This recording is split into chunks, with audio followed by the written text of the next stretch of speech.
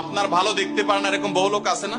এই হিংসা করলে অনেক সময় বদনজর লাগে, বদনজর। আপনার ভালো কিছু হতে আরেকজনের জ্বালা পড়া শুরু হয়েছে, এর কারণে অনেক সময় মানুষ ক্ষতিগ্রস্ত হয়। বহুবার এই সূরা পড়ে তৎক্ষণাৎ একেবারে পড়ার সাথে সাথে আমি কার্যকরিতা আমার চোখে বহুবার দেখেছি, আলহামদুলিল্লাহ। নবী সাল্লাল্লাহু আলাইহি ওয়াসাল্লাম এক সাহাবীকে বলেছেন, তুমি কি জানো আজকে রাতে যে দুইটা সূরা আমার প্রতি নাজিল হয়েছে, যে আয়াতগুলো নাজিল হয়েছে, এইরকম আয়াত কোরআনে আরেকটা নাজিল হয় নাই।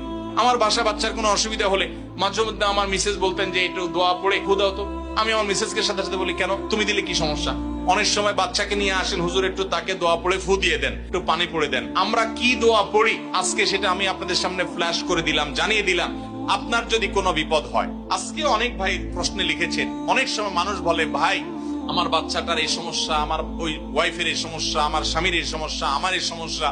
আমরা আল্লাহর কাছে আশ্রয় চাইতে জানি না। আজকে শিখে যান, এই দুইটা সূরা নাজিল হওয়ার যে প্রেক্ষাপট, সেই ঘটনা শুনলে আমাদের ঈমান আরো বেড়ে যাবে ইনশাআল্লাহ। নবী সাল্লাল্লাহু আলাইহি ওয়াসাল্লাম একবার অসুস্থ হয়ে পড়েছেন এবং অসুস্থতাটা এত মারাত্মক ছিল যে